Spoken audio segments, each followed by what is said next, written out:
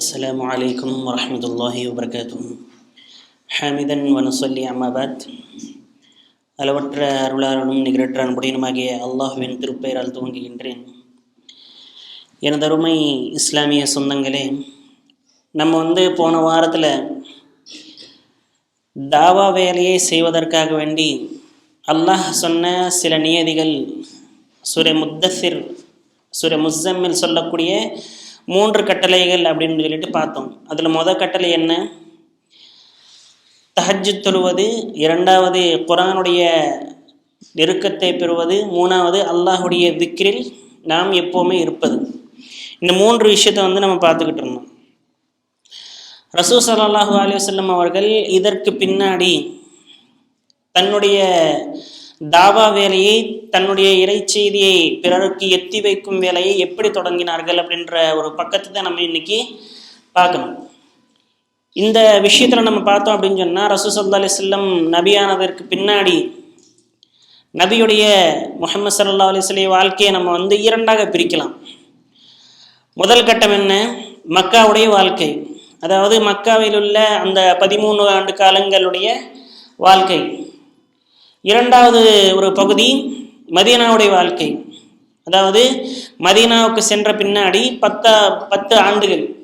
இந்த 10 ஆண்டுகளும் எப்படி நடந்தன, மக்காவில் உள்ள அந்த 13 ஆண்டுகளும் எப்படி இருந்தன அப்படின்னு சொல்லிட்டு தான் நம்ம பார்க்கணும்.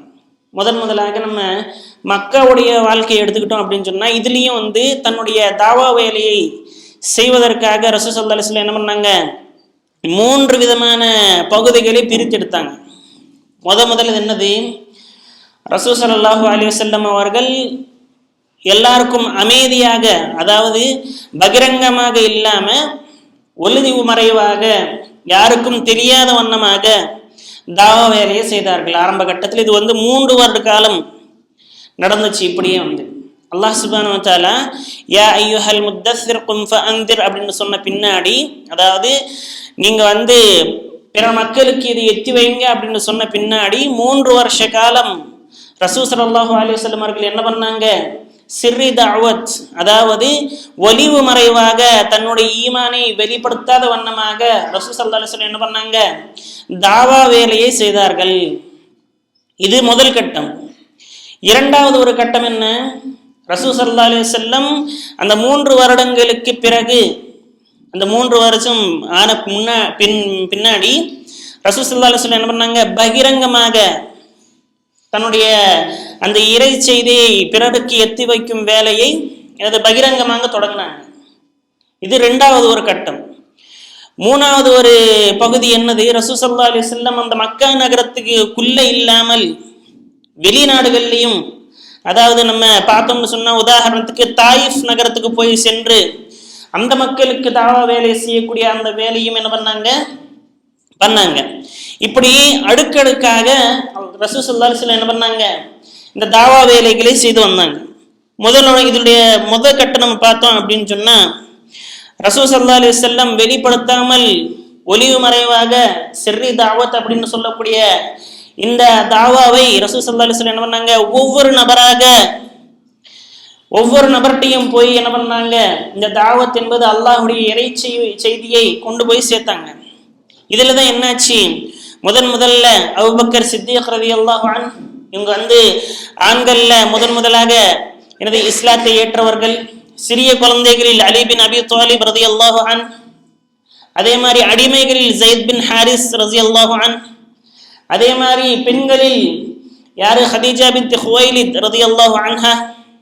அதே மாதிரி நம்ம பார்த்தோம் அப்படின்னு சொன்னா, இவங்க எல்லாரும் என்ன அப்படின்னு சொன்னா, இஸ்லாத்திற்கு முதலாக வந்த அடித்தளம் மிகவும் ஸ்ட்ராங்கான ஒரு அடித்தளம் இது.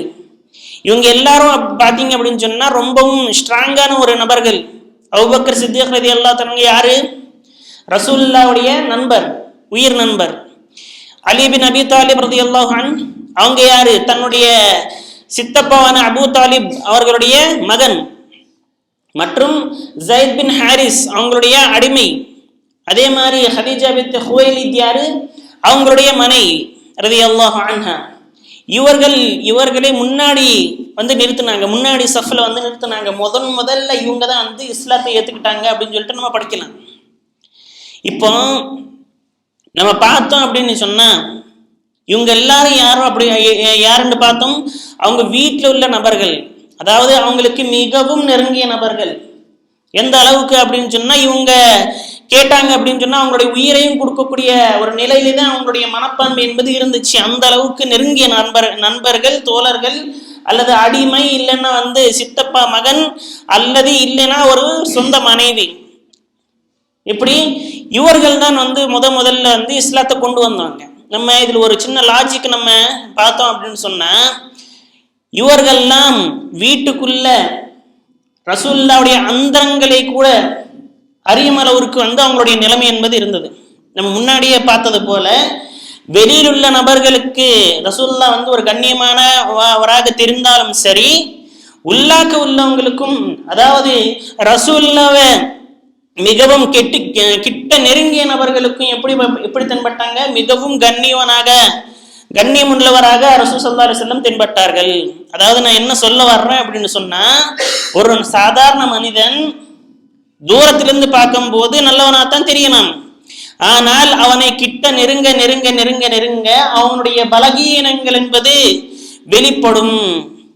உதாரணத்துக்கு நம்ம ஒரு ஆலிமையே வச்சுக்கிறோம். அவர் ஒரு மிகப்பெரிய ஆலிம், ஒரு ஜாக்கிர் நாயக்னு வச்சுக்கோமே. நம்ம உதாரணத்துக்கு அவர் விரிவிலிருந்து பார்க்கும்போது எப்படி ஒரு மிகப்பெரிய அறிஞர், அவரை மாதிரி வேற யாரும் தாவா பண்ண முடியாது, அவரை மாதிரி வேற யாரும் இஸ்லாத்துடைய வேலையை அல்லாஹ் சுப்ஹானஹு வ தஆலா வாங்கல அப்படின்னு சொல்லிட்டு நம்ம கண்களுக்கு தெரியுது. ஆனால் அவருடைய நெருங்கிய நண்பர்கள், உற்றன் உணவினர்கள், இவர்கள் எல்லாத்தையும் நம்ம கேட்டோம் அப்படின்னு சொன்னா அவங்கள்ட்ட இந்த மாதிரி எல்லாம் குறைகள் இருக்குது, அதனால நாங்க அவங்களை விட்டு பிரிஞ்சு வந்துட்டோம் அப்படின்னு சொல்லக்கூடிய சில நபர்களும் இருக்கிறாங்க. என்ன, எல்லாருடைய மனிதர்களுடைய நிலைமையும் இதுதான். எவ்வளவு பெரிய ஆளாக இருந்தாலும் சரி, எல்லா நபர்களுடைய நிலைமையும் இதுதான். ஆனால் ரசூலுல்லாஹ்வுடைய அந்த நிலைமை என்பது இதுக்கு மாறுபட்டதாக இருந்துச்சு. ரசூலுல்லாஹ் எவ்வளவுக்கு அவ்வளவு நெருக்கமாக நெருங்கினாங்களோ அவ்வளவுக்கு அவ்வளவு அவங்க மேல நம்பிக்கையும் மரியாதையும் மற்றும் அவர்கள் மீது ஈமான் கொள்ள வேண்டும் என்ற அந்த ஆசையும் அதிகரிச்சு. பாருங்க, அல்லாஹ் சுப்ஹானஹு வ தஆலா எப்படிப்பட்ட ஒரு நபியை நம்மளுக்கு கொடுத்திருக்காண்டு. ஒரு விதமான பலவீனமும் இல்லாமல், அதாவது சாதாரண மனுஷனுக்கு இருக்கக்கூடிய அந்த பலவீனங்கள் கிடையாது ரசூலுல்லாஹ்க்கு. சாதாரண மனிதர்கள் எப்படி அவங்களை கிட்டக்க நெருங்க நெருங்க என்னவாகும், அவங்களுடைய பலவீனங்கள் என்பது தெரிஞ்சு நம்ம அவங்களை விட்டு தூரமா போகணும்னு நினைப்போம். ஆனால் ரசூலுல்லாஹ்வுடைய அந்த நிலைமை என்பது அப்படி இல்லை. அவங்கள கேரக்டரை பார்த்து எவ்வளவுக்கு கிட்ட நெருங்குறாங்களோ அந்த அளவுக்கு அவங்களை கவரப்படுற அளவுக்கு ரசூலுல்லாஹ்வுடைய நிலைமை என்பது இருந்தது நம்ம பார்க்கிறோம். மற்றும்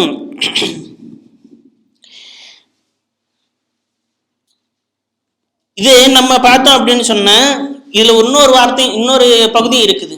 ரெண்டாவது ஒரு பகுதி என்ன, ரசூலுல்லாஹ் ஆரம்ப கட்டத்தில் என்ன பண்ணாங்க, தன்னுடைய ஈமானை, தன்னுடைய விசுவாசத்தை, தன்னுடைய இந்த இறைச்சியை ஒலித்தவராக, அதாவது ரகசியமாக வச்சதாக நம்ம பார்த்தோம். இதுல இருந்து நம்மளுக்கு என்ன படிப்பினை வருது அப்படின்னு சொன்னா, நம்ம ஊர்ல இல்லைன்னா நம்முடைய சுத்து வட்டாரத்துல யாராவது ஈமான் கொண்டு வந்தாங்க, அல்லது நம்மளுக்கு தெரிஞ்சு யாராவது இஸ்லாத்துக்கு வந்தாங்க அப்படின்னு சொன்னா அவங்கள பத்தி பரப்ப தேவையில்லை. அந்த நபர் கூட என்ன பண்ணலாம், தன்னுடைய ஈமானை ஒளிச்சு வச்சு வாழலாம்.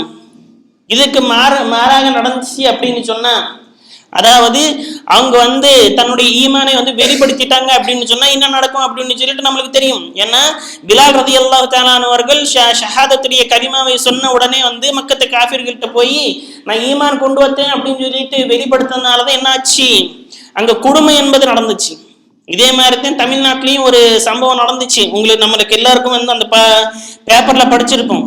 மீனாட்சிபுரம் அப்படின்ற ஒரு ஊர்ல என்ன ஆச்சு அப்படின்னு சொன்னா, அந்த தாய்க்கள் எல்லாரும் சேர்ந்து ஒரு ஊரையும் முஸ்லீமாக மாத்தினாங்க. அந்த மீனாட்சிபுரம்ன்ற ஒரு ஊரையும் என்ன பண்ணாங்க, முஸ்லீமாக மாத்தினாங்க. எல்லாரும் அல்ஹம்துலில்லாஹ் முஸ்லீம்களாக மாறிட்டாங்க. ஆனால் அந்த நியூஸ் என்பது, அந்த ஒரு செய்தி என்பது எந்த அளவுக்கு பிரபலம் ஆயிருச்சு அப்படின்னு சொன்னா, இந்தியாவில் மட்டும் இல்லாமல் வெளிநாடுகளுக்கும் இந்த விஷயம் தெரியும் அளவுக்கு என்னாச்சு, ஒரு பிரபலம் ஆயிருச்சு. ரொம்பவும் ஃபேமஸ் ஆயிருச்சு அந்த விஷயம். இதனால என்னாச்சு, அந்த ஊர் மக்களுக்கு தொல்லை என்பது ஏற்பட்டுச்சு. RSS கும்பல்களும் இந்த செய்தி தாள்களும் என்னாச்சு, அவங்க வந்து நெருக்கடி கொடுக்க ஆரம்பிச்சாங்க. இவங்களை எப்படியாவது திரும்பவும் மீண்டும் எனது நரகத்துக்குள்ள கொண்டு போய் சேர்க்கிற அந்த வழியை வந்து எல்லாரும் பார்த்தாங்க. அல்லாஹ்வுடைய உதவியை கொண்டு அது எதுவும் நடக்கல. ஆனால் அவங்க மேல அந்த நெருக்கடி என்பது எப்பவுமே இருந்துகிட்டே இருந்துச்சு. அல்லாஹ் சுப்ஹானஹு வ தஆலா ஈமானை ஒளிவித்து வைப்பதற்காக வேண்டி ஒரு அவகாசத்தை கொடுத்திருக்காங்க.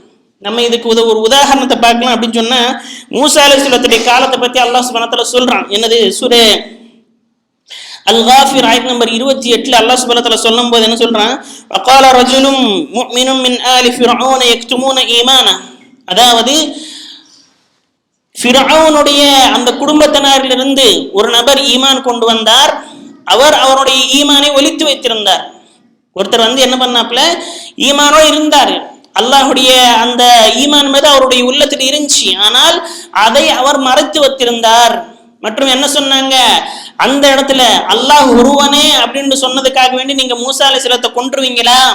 ஒருவேளை அவர் பொய்யராக இருந்தார், அவருடைய பொய் என்பது அவருடைய சேரும். ஆனால் அவர் உண்மையானராக இருந்தால் என்னவாக்கும், நீங்க எல்லாரும் வந்து நரகத்துக்கு போயிருவீங்க அப்படின்னு சொல்லிட்டு ஒரு சப்போர்ட் என்பது பண்ணது அந்த நபர் தான். அவர் தான் அல்லாஹ் சுப்ஹானஹு வ தஆலா என்ன சொல்றான்? வகால ரஜுலும் மினல் முஃமினீன், அதாவது அவர் முஃமினாக இருந்தார். இதுல இருந்து நம்மளுக்கு என்ன தெரிய வருது? ஒருத்தர் விசுவாசத்தை கொண்டு வந்தாங்க அப்படின்னு சொன்னா அவங்கள பத்தி நம்ம வந்து எல்லாத்தையும் போய் சொல்லணும்னு அவசியம் இல்லை. அல்லாஹ் ஒருவனுக்கு தெரிந்தால் போதும் அப்படின்ற ஒரு விஷயம் வந்து நம்மளுக்கு தெளிவாக தெரியுது. அது மட்டும் இல்லாமல் நம்ம இரண்டாவது ஒரு விஷயம், எல்லா விதமான மக்களும் நம்மளுடைய இந்த செய்தியை என்பது போய் சேர வேண்டும். எல்லா விதமான மக்களுக்கும் வந்து இந்த செய்தி என்பது போய் சேரணும். எப்படி கீழ்த்தரமாக மக்களாக இருந்தாலும் சரி, மேலுள்ள மக்களாக இருந்தாலும் சரி, ஆண்களாக இருந்தாலும் சரி, பெண்களாக இருந்தாலும் சரி, யாராக இருந்தாலும் சரி, அவங்களுக்கிட்ட போய் இந்த செய்தி வந்து நம்ம சொல்லணும். சில நபர்கள் என்ன பண்ணுவாங்க அப்படின்னு சொன்னா, மேலுள்ள இடத்துல உள்ள நபர்களுக்கு சூஸ் பண்ணிக்கிறாங்க. உதாரணத்துக்கு நம்ம பார்க்கும்போது அல்லாஹ் சுப்ஹானஹு வ தஆலாவே என்ன சொல்றார் ரசூலுல்லாஹ் பத்தி? அவங்க குறைஷுடைய மக்களை வந்து ரசூலுல்லாஹ்ட்ட வந்தாங்க. வந்த பின்னாடி என்னாச்சு, அந்த இடத்துல வந்து அவங்களுக்கு தவா செஞ்சுக்கிட்டு இருக்காங்க. யாருக்கு? அந்த தலைவர்களுக்கு.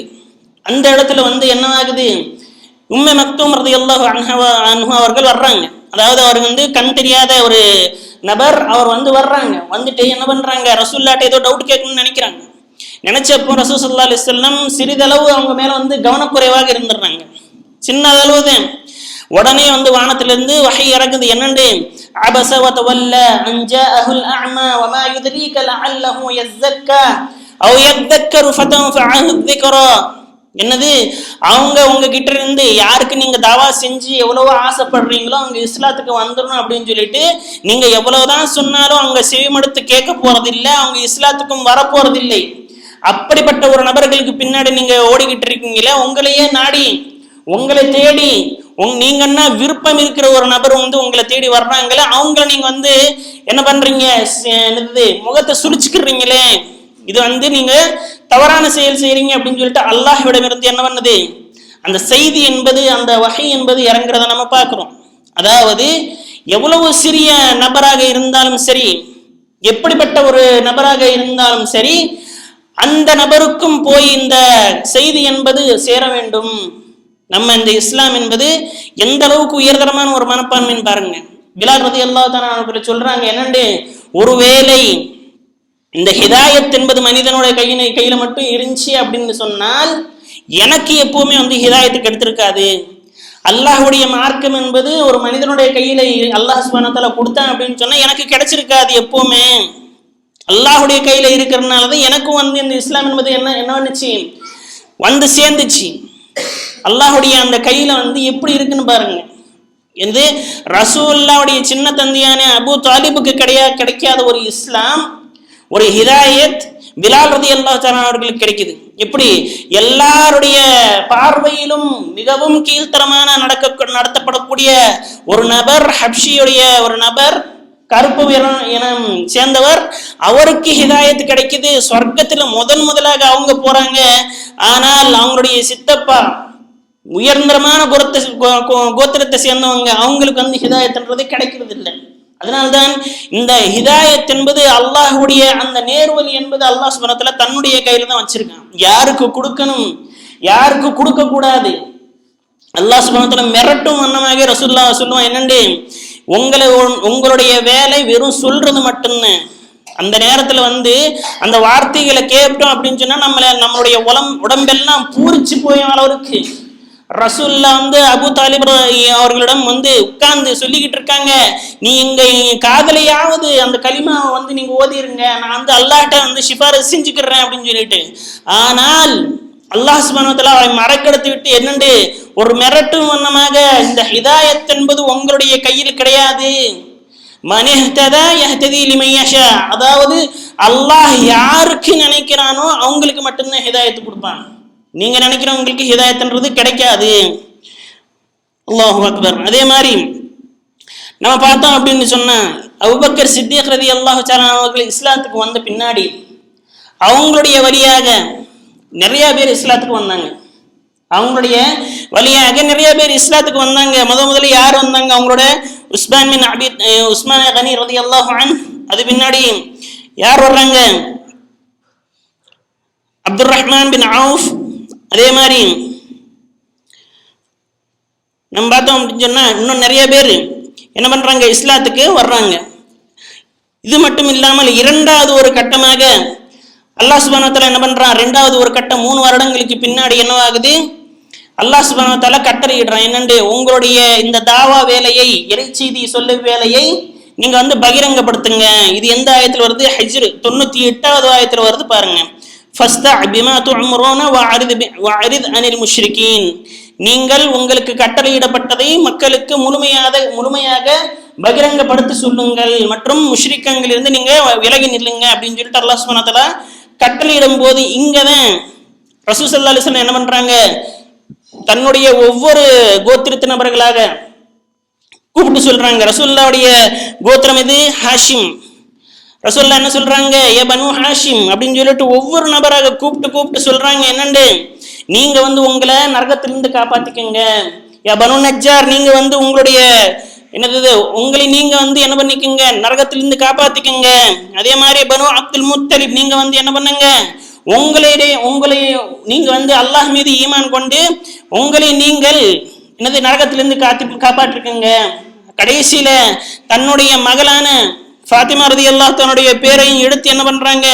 ஏ மகளே, நீயும் உன்னை நீ என்ன பண்ணிக்க? நரகத்திலிருந்து காப்பாத்திக்க. இந்த உலகத்துல வேணும்னா நான் சொத்து பத்தங்களை சேர்த்து கொடுக்கலாம், ஆனால் ஆகிரத்தில நான் உனக்கு எந்த விதமான உதவியும் செய்ய முடியாது அப்படின்ற ஒரு செய்தியை ரசூல் ஸல்லல்லாஹு அலைஹி வஸல்லம் இந்த இடத்துல சொல்றாங்க. அதுக்கு பின்னாடி இரண்டாவது ஒரு கட்டமாக ரசூல் ஸல்லல்லாஹு அலைஹி வஸல்லம் என்ன பண்றாங்க? சஃபாவுடைய மலைக்கு மேல ஏறுறாங்க. சஃபாவுடைய மலைக்கு மேல ஏறிட்டு என்ன பண்றாங்க? அந்த இடத்துல எல்லா நபர்களையும், மக்கால் உள்ள எல்லா நபர்களையும் கூப்பிடுறாங்க. இது எப்படின்னா, அந்த அரபுகளுடைய ஒரு பண்பாடாக இருந்துச்சு இந்த மலைக்கு மேலே ஏறி கூப்பிடுறது. அவங்களுடைய வழக்கம் என்ன அப்படின்னு சொன்னா, யாராவது அவங்க மேல போர் தொடுத்து வர்றாங்க, இல்லைன்னா ஒரு மிகப்பெரிய அபாயம் என்பது அந்த மக்களுக்கு மத்தியில வரப்போகுது அப்படின்னு சொன்னா, ஒரு நபர் என்ன பண்ணுவாப்புல, அந்த மலைக்கு மேல ஏறிக்கிட்டு போய் எல்லாரையும் எச்சரிக்கை செய்வாங்க. ரசூலுல்லாஹ் இதை தான் பண்றாங்க. என்னண்டு அந்த சஃபாவுடைய மலைக்கு மேல ஏறுறாங்க. ஏறுறதுக்கு பின்னாடி எல்லாரையும் கூப்பிடுறாங்க, எல்லாரையும் அழைக்கிறாங்க, வாங்க நீங்க எல்லாரும் இங்க வாங்க அப்படின்னு சொல்லிட்டு. அதுக்கு பின்னாடி என்ன சொல்றாங்க? இந்த 40 வருட காலமாக நீங்க எப்படி என்னை கண்டீங்க? நான் உங்களுடைய மத்தியில எப்படி இருந்தேன் அப்படின்னு சொன்னோன்னே எல்லாரும் என்ன சொல்றாங்க? நீங்க ஒரு அமீனாகவும் ஒரு உண்மையாளராகவும் மற்றும் நீதி நிலைநாட்டக்கூடியவராகவும் தான் நாங்க பார்த்திருக்கோம் அப்படின்னு சொல்லிட்டு எல்லாரும் சமாதானமும் சொல்றாங்க. அதுக்கு இந்த இடத்துல நான் இந்த சஃபாவுடைய மலைக்கு பின்னாடி ஒரு எதிரிகளுடைய கூட்டம் உங்கள் மீது போர் எடுத்து வருது அப்படின்னு சொன்னா நீங்க நம்புவீங்களா அப்படின்னு சொல்லிட்டு கேட்கிறாங்க. கேட்கும் போது அந்த மக்கள் என்ன சொல்றாங்க? ஒருவேளை நீங்க சொன்னா அது உண்மையாகத்தான் இருக்கும், நாங்கள் என்ன பண்ணுவோம், அதை நம்புவோம் அப்படின்னு சொல்றாங்க. நான் என்ன பண்றேன்? இந்த ஒரு நம்பிக்கைத்தன்மையால் நான் என்ன சொல்றேன்? ஒரு கண்ணால் நான் இந்த உலகத்தை பார்க்கிறேன், 2வது கண்ணால் நான் ஆகிரத்தை பார்க்கிறேன். உங்கள் மீது இந்த ஷைத்தான் என்பவன் ஆதிக்க கொள்வதற்கு எவ்வளவோ முயற்சி செய்யறான். நீங்க நீங்க என்ன பண்ணுங்க? நரகத்திலிருந்து காப்பாத்திக்கங்க. அல்லாஹ் ஒருவர் தான் இறைவன், வேற யாரும் இறைவன் கிடையாது அப்படின்னு சொல்லிட்டு ஒரு இறை செய்தியை தெள்ள தெளிவான ஒரு ஆதாரங்களுடன் ரசூல் ஸல்லல்லாஹு அலைஹி வஸல்லம் என்ன பண்றாங்க? அவங்க முன்னாடி வைக்கிறாங்க. அந்த வார்த்தையை சொன்ன உடனேயே என்ன பண்றாங்க? மக்கள் எல்லாம் அங்கிருந்து சிதறி போறாங்க. அதுல அபூ லஹப்ன்ற ஒருத்தர் மட்டும் என்னது, தன்னுடைய சொந்த சித்தவாப்பா அவங்களும் அவங்கள என்ன பண்றாங்க, உங்களுடைய கைகள் நாசமாகட்டும் அப்படின்னு சொல்லிட்டு அந்த இடத்து போறோம். அப்பதான் வந்து என்ன ஆகுது, தப்பத் யதா அபி லஹபின் அப்படின்ற ஒரு ஆயத்தைகளை அல்லாஹ் சுப்ஹானஹு வ தஆலா இறக்குறான். அதாவது இந்த அபூ லஹப்ன்றது யாரு, அவங்களே அல்லாஹ் சுப்ஹானஹு வ தஆலா அந்த அளவுக்கு சபிச்சதுக்கான காரணம் என்ன, மற்றும் அவர்கள் இஸ்லாத்துடைய அவ்வளவு முக்கியமான எதிரியா அப்படின்னு சொல்லிட்டு இன்ஷா அல்லாஹ் நம்ம அடுத்த கிளாஸ்ல பார்ப்போம். இந்த இடத்துல நம்ம தெரிஞ்சுக்க வேண்டியது என்ன தெரியுமா, அந்த சஃபாவுடைய மைதானம், அந்த நம்ம அந்த இந்த சிச்சுவேஷன்ல இருந்து நம்மளுக்கு என்ன தெரிய வருது அப்படின்னு சொன்னா, அந்த காலத்து ஒரு மீடியாவாக, அந்த காலத்து ஒரு என்னது மேடையாக என்ன இருந்துச்சு, அந்த மலைகள் இருந்துச்சு.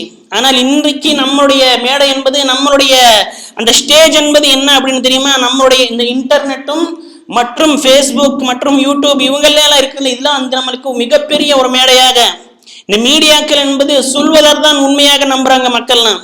ஃபேஸ்புக்கில் என்ன தெரியுதோ அதுதான் உண்மையாக நம்புறாங்க மக்கள்லாம்.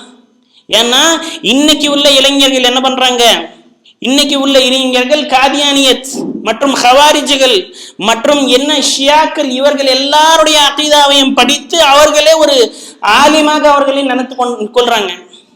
அவங்களே ஒரு ஆலியமாக அவங்க நினைச்சுக்கிறாங்க. எது சரி எது தவறுன்றது அவருக்கு தெரிய மாட்டேங்குது.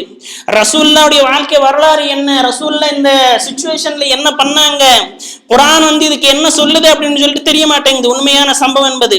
இந்த மீடியாவை நம்மள மாதிரி ஒரு மக்கள், நம்மள மாதிரி தாவா செய்யக்கூடியவர்கள் முழுமையாக பயன்படுத்திக்கிறோம். இந்த ஒரு சிச்சுவேஷன் இருந்து, இந்த ஒரு சம்பவத்திலிருந்து நம்மளுக்கு என்ன தெரிய வருது, நம்மளுடைய இந்த ஸ்டேஜ் என்பது, நம்மளுடைய இந்த மலை என்பது என்னது, மீடியாவும் ஃபேஸ்புக்கும் யூடியூபும் ட்விட்டரும் இது போன்ற விஷயங்களில் நம்ம வந்து அதிகமாக பயன்படுத்தி கொள்ள வேண்டும். நம்ம வந்து வாட்ஸ்அப்ல எல்லாம் ஸ்டேட்டஸ் வைப்போம், கண்டதங்களையும் வச்சுக்கிட்டு இருப்போம். ஒரு இறைச்செய்தியோ இல்லைன்னா ஒரு ஹதீஸோ இல்லைன்னா வந்து நல்லது ஒரு வார்த்தையோ நம்ம வச்சா வந்து அது எத்தனை நபருக்கு தாவா செய்யற மாதிரி ஆகும் தெரியுமா. ஒரு நல்லது ஒரு வார்த்தை மக்களுக்கு கற்றுக் கொடுக்கும் பொழுது என்ன ஆகுது, அதனுடைய நன்மைகள் எல்லாம் வந்து நம்மளுக்கு வந்து சேருது. நம்ம வேற வீட்டுக்கு போவோம், அங்க போயிட்டு கண்டதையும் பேசிக்கிட்டு இருப்போம். ஆனால் இறைவனுடைய ஒரு வசனத்தை அங்க வந்து நம்ம பேசிக்கிட்டு இருக்கப்ப நடுவில் திணிச்சு விட்ட இப்படிலாம் வந்து அவங்களுடைய மனசுல வந்து மாற்றம் வர முடியும் தெரியுமா. இப்படியெல்லாம் வந்து தாவாவுடைய ஒவ்வொரு விஷயத்தையும் நம்ம கவனித்து பார்த்தோம் அப்படின்னு சொன்னா நம்மளுக்கு வந்து 24 மணி நேரத்துல ஏதாவது ஒரு சந்தர்ப்பம், ஒரு நிமிடம் என்னவாகும், தாவா செய்யக்கூடிய அந்த சந்தர்ப்பம் என்றது கிடைச்சிடும். ஏன்னா இந்த உம்மத்தை அல்லாஹ் சுப்ஹானஹு வ தஆலா ஹைருல் உம்மத் என்று சொல்றதுக்கான காரணம் என்ன, இந்த தாவா வேலை தான். குந்தும் ஹைரு உம்மத்தின் உக்ரிஜத் லின்னாஸ் தஅமுரூன பில் மஅரூஃபி வ தன்ஹவுன அனில் முன்கர் வ துஅமினூன பில்லாஹ். நீங்கள் இருக்கக்கூடிய சமுதாயங்களிலேயே உயர்தரமான ஒரு சமுதாயம். எதற்காக வேண்டி, நீங்கள் நல்லதை ஏவி தீமையை தடுப்பீர்கள் மற்றும் நீங்களும் ஈமான் உள்ளவர்கள் இருப்பீர்கள். இந்த சமுதாயம் என்பது, இந்த உம்மத் என்பது, ரசூலுல்லாஹ்வுடைய இந்த தோழர்கள் என்பது எதுக்காக வேண்டி சிறந்த சமுதாயம் அப்படின்னு சொன்னால், எதுக்கு, இந்த ஒரு காரியத்துக்கு தான், நன்மை ஏவி தீமையை தடுப்போமா. ஏன்னா நம்மளுக்கு முன்னாடி நிறைய சமுதாயங்கள் போயிருச்சு. எப்படி 60 அடி உயர இருப்பாங்களாம் மக்கள்லாம். அல்லாஹ் சுப்ஹானஹு வ தஆலா வந்து கியாமல சொல்லும் போது சொல்லுவான், அவங்கெல்லாம் சாகடிக்கும் போது எப்படி கிடந்தாங்களாம், பனைமரங்களுடைய நீளத்திற்கு அவ்வளவு பெரிதாக, எவ்வளவோ கட்டமைப்பு கொண்ட உடல் வலிமை கொண்ட நபர்கள். அவங்களுடைய நெகங்களை கொண்டு மலைகளை சுரண்டி அதுல வீடு கட்டக்கூடிய அளவுக்கு வந்து அவங்களுடைய பலம் என்பது இருந்துச்சு அப்படின்னு சொன்னா அவங்க வந்து எப்படி சிறந்த சமுதாயமாக இருக்க முடியாது. ஆனால் அவர்கள் எல்லாத்தையும் விட்டுட்டு அல்லாஹ் சுப்ஹானஹு வ தஆலா என்ன சொல்றான், நீங்க வந்து சிறந்த சமுதாயம். அதுக்கான காரணத்தையும் என்ன சொல்றான் அல்லாஹ் சுப்ஹானஹு வ தஆலா, தஅமுரூன பில் மஅரூஃபி வ தன்ஹவுன அனில் முன்கர். நல்லதை ஏவுவீர்கள், தீமையை தடுப்பீர்கள். நல்லதை ஏவி தீமையை தடுக்கிறதுனால தான் நம்ம சிறந்த சமுதாயம். வலிமையில் கிடையாது, அறிவில் கிடையாது. அறிவிலையும் வந்து நம்மளுக்கு முன்னாடி நிறைய சமுதாயங்கள் என்னாச்சு, சிறந்த சமுதாயமாக மாறிச்சு. ஈசா அலைஹிஸ்ஸலாத்துடைய சமுதாயத்தை பார்த்துக்கோங்க. அவங்க எப்படிலாம் வந்து மருந்து கண்டுபிடிக்கிறதுலையும் சயின்டிஃபிக்கை முன்னாடி கொண்டு போறதுலையும் இந்த மருத்துவ ரீதியில முன்னேறி செல்வதாக இருக்கக்கூடிய நபர்களாகவும் அவங்க திகழ்ந்தாங்க. மூசா அலைஹிஸ்ஸலாத்து காலத்தை பார்த்துக்கோங்க, அறிஞர்களாக இருந்தாங்க. இப்படி சூனியக்காரர்கள் எப்படி அங்க அந்த சிச்சுவேஷன்ல சொல்லப்படுது, தன்னுடைய அந்த பாசி கயிறுகளை அவிர்த்து போடும் போது அது அவைகள் எல்லாமே வந்து பாம்புகளாக தோன்றுச்சாம் மூசா அலைஹிஸ்ஸலாத்துக்கு. அப்படிப்பட்ட அறிஞர்களாக சூனியக்காரர்களாக இருந்த அந்த மக்களை விட நம்ம வந்து எந்த விதத்தில் உயர்ந்தவங்க அப்படின்னு சொன்னால் இந்த வேலைக்காக வேண்டிதான். அதனால் இந்த வேலையுடைய அந்த முக்கியத்துவத்தை அல்லாஹ் சுப்ஹானஹு வ தஆலா உங்களுக்கும் எனக்கும் உணர்த்தட்டும். இதற்கு பின்னாடி நம்ம தெரிஞ்சுக்க வேண்டியது என்ன தெரியுமா?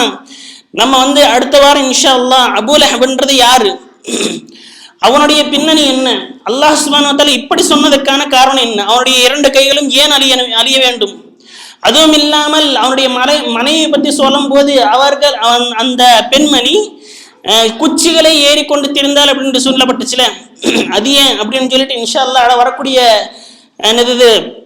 பிரசங்கத்தில் பயானில் நம்ம தெரிந்து கொள்ளுவோம். ஆமீன். வாஹிர் தஅவானா அல்ஹம்துலில்லாஹி ரப்பில் ஆலமீன்.